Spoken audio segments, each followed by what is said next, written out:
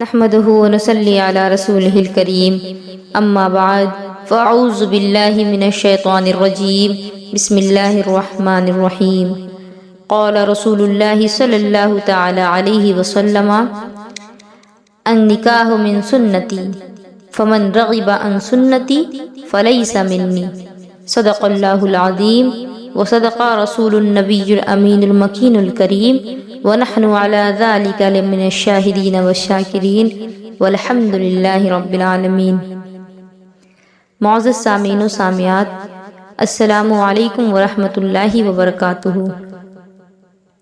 پیارے آقا علیہ الصلوۃ والسلام کا فرمان عالی شان ہے کہ النکاح من سنتی، کہ نکاح میری سنت ہے۔ فمن رغب عن سنتی فلیس منی، اور جو میری سنت سے پیچھے ہٹے تو وہ ہم میں سے نہیں۔ لیکن آج ہمارے نوجوان نکاح تو کرتے ہیں لیکن نکاح کا مقصد نہیں سمجھتے۔ نوجوانوں کو یہ چاہیے کہ حضور علیہ الصلوۃ والسلام کے اخلاق پر چلے۔ آقا علیہ الصلوۃ والسلام سے پوچھا گیا کہ سب سے زیادہ برکت کس نکاح میں ہے، تو آقا علیہ الصلوۃ والسلام نے جواب دیا کہ ان اعظم النکاح برکتن ایسرہ معونتن، او کما قال رسول اللہ صلی اللہ علیہ وسلم، کہ میرے آقا علیہ الصلوۃ والسلام کی حدیث ہے، آپ فرماتے ہیں کہ سب سے زیادہ اس نکاح میں برکت ہوگی جس نکاح میں خرچہ کم کیا گیا ہوگا۔ حضور علیہ الصلوۃ والسلام نے فرمایا اب اس کا مطلب کنجوسی نہیں، جس کی جتنی حیثیت ہے اس اعتبار سے خرچ کرے۔ جیسا کہ بڑے بزرگ کہتے ہیں کہ جتنی لمبی چادر ہو ٹانگ اتنا ہی پھیلایا جائے۔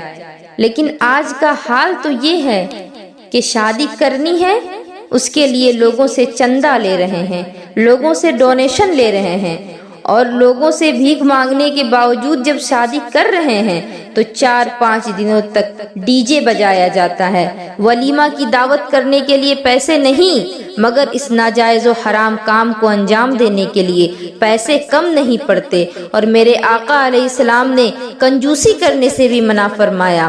اگر آپ کو اللہ نے مالی وسعت دی ہے تو آپ ولیمہ کریں، زیادہ سے زیادہ غریبوں کو کھلائیں۔ نبی کریم علیہ الصلوۃ والسلام کے تقریباً 11 نکاح ہوئے اور ہر ایک الگ الگ طریقے سے ہوئے۔ جب حضرت بی بی خدیجہ رضی اللہ تعالی عنہا سے نکاح ہوا تو میرے آقا کی عمر 25 سال کی تھی، اور اس وقت آپ علیہ الصلوۃ والسلام تجارت کر رہے تھے۔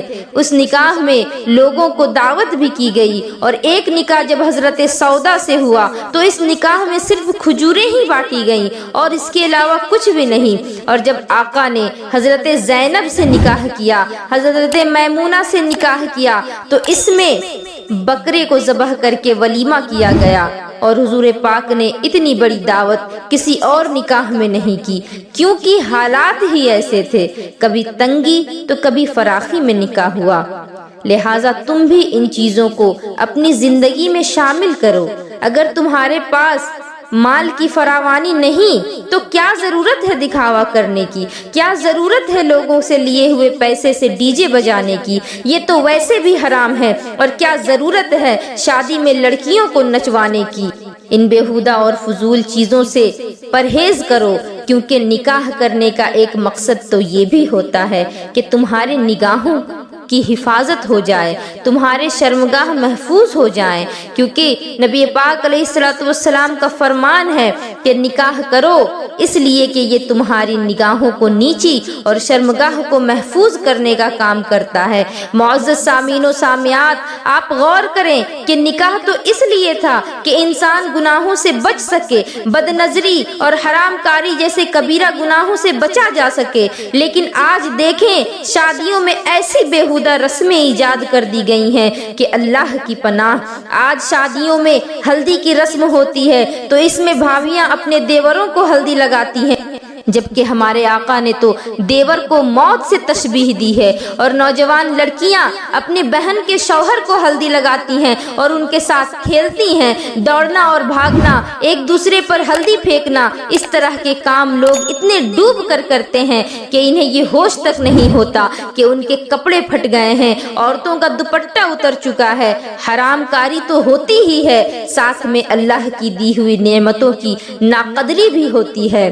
میں یہ نہیں کہتی کہ شادی میں ہلدی نہ لگائیں، آپ لگائیں، شوق سے لگائیں، لیکن اس بات کا خیال کریں کہ کوئی غیر محرمہ عورت آپ کو ہلدی نہ لگائے، اور عورتیں اس بات کا خیال کریں کہ کوئی مرد آپ کو ہلدی نہ لگائے، اور دوسروں سے اگر ہلدی لگوائیں بھی تو جسم کے انہی حصوں میں لگوائیں جن کو ظاہر کرنے کی اسلام نے ہمیں اجازت دی، باقی جسم کے حصوں میں آپ اپنے ہاتھوں سے لگائیں، کیونکہ مرد کا مرد سے بھی پردہ ہوتا ہے اور عورت کا دوسری عورت سے بھی پردہ ہوتا ہے۔ اس کے علاوہ اور بھی بہت سی بیہودہ رسمیں شادیوں میں ہوتی ہیں، مہندی بھی لگائی جاتی ہے۔ میں یہ نہیں کہتی کہ مہندی لگانا جائز نہیں، لیکن عورتیں مردوں سے مہندی لگواتی ہیں، وہ بھی نامحرم مردوں سے، اور مرد عورتوں سے لگواتے ہیں، حالانکہ مردوں کو تو مہندی لگانے کی اجازت بھی نہیں، اس کے باوجود لگواتے ہیں۔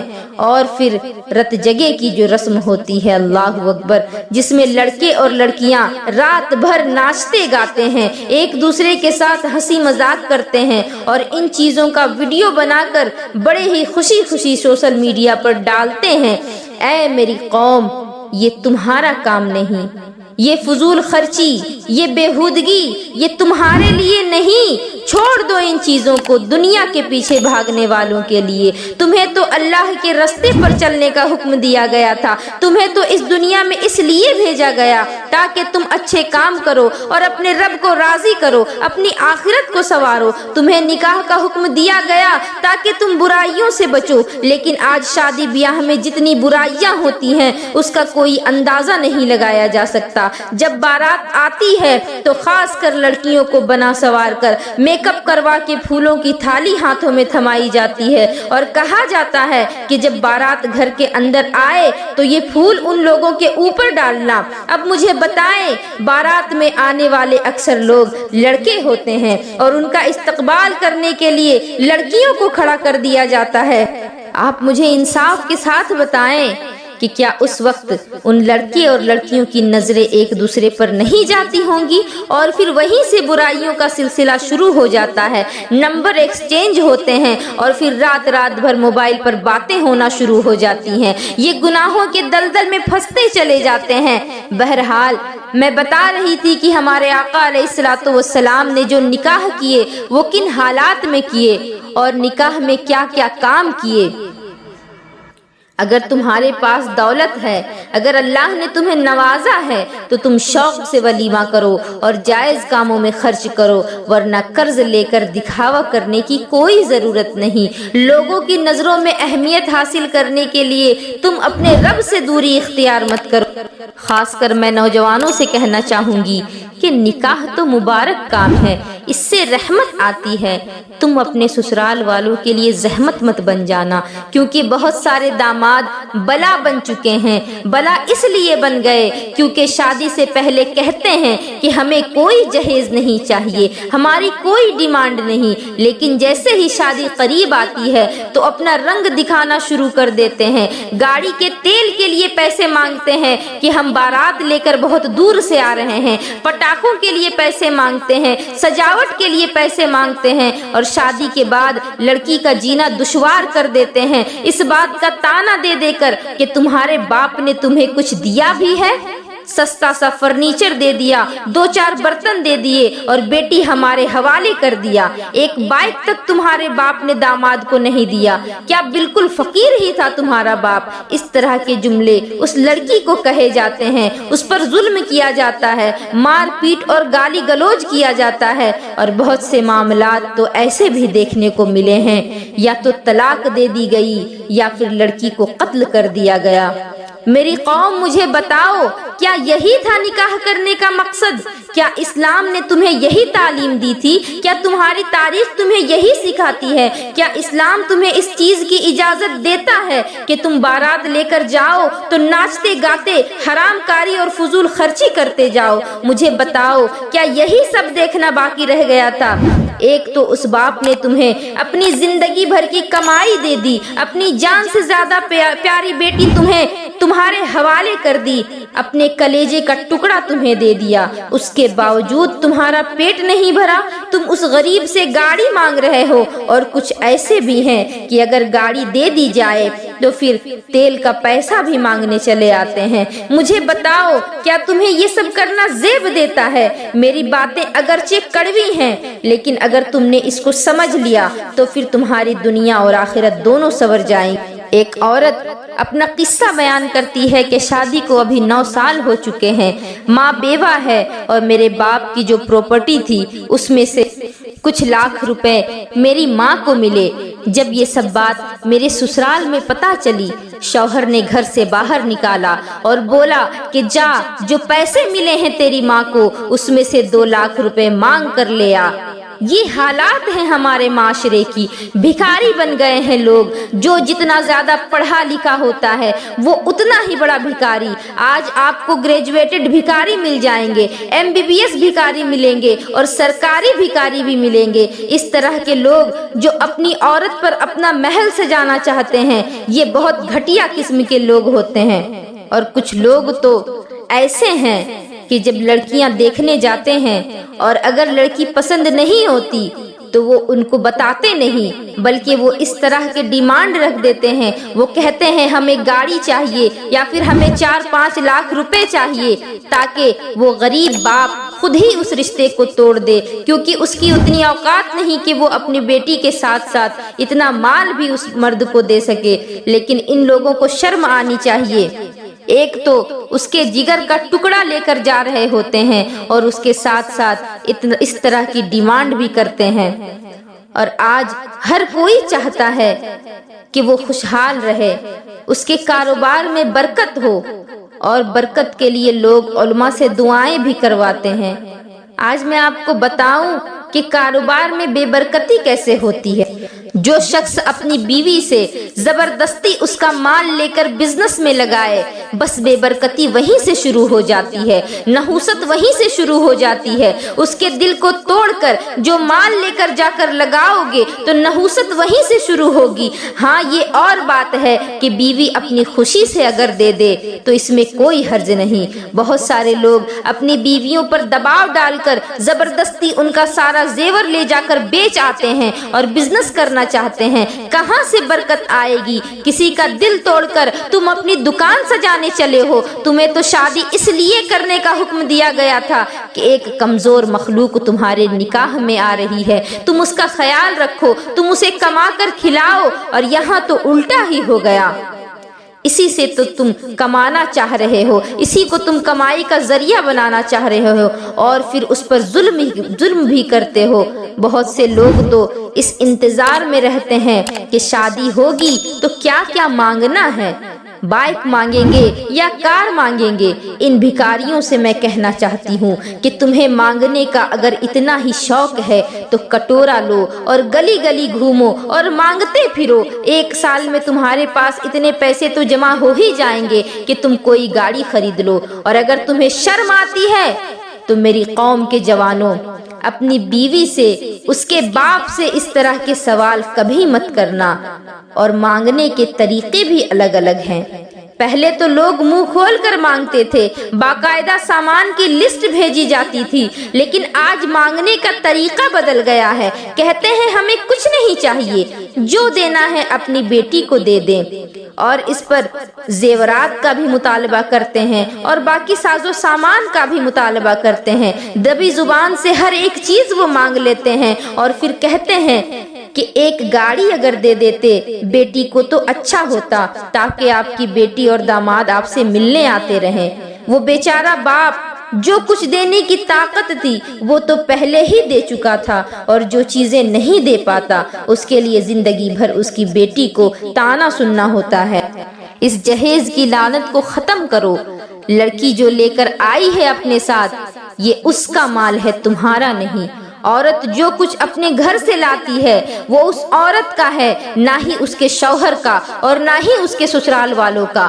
اگر وہ اجازت نہ دے تو تمہیں استعمال کرنے کا حق بھی نہیں۔ تم نے شریعت کو مذاق سمجھ رکھا ہے؟ اگر اس کی اجازت کے بغیر کسی دوسرے نے اس کا سامان استعمال کیا تو اس مال کی وجہ سے کل قیامت کے دن تمہاری پکڑ کی جائے گی۔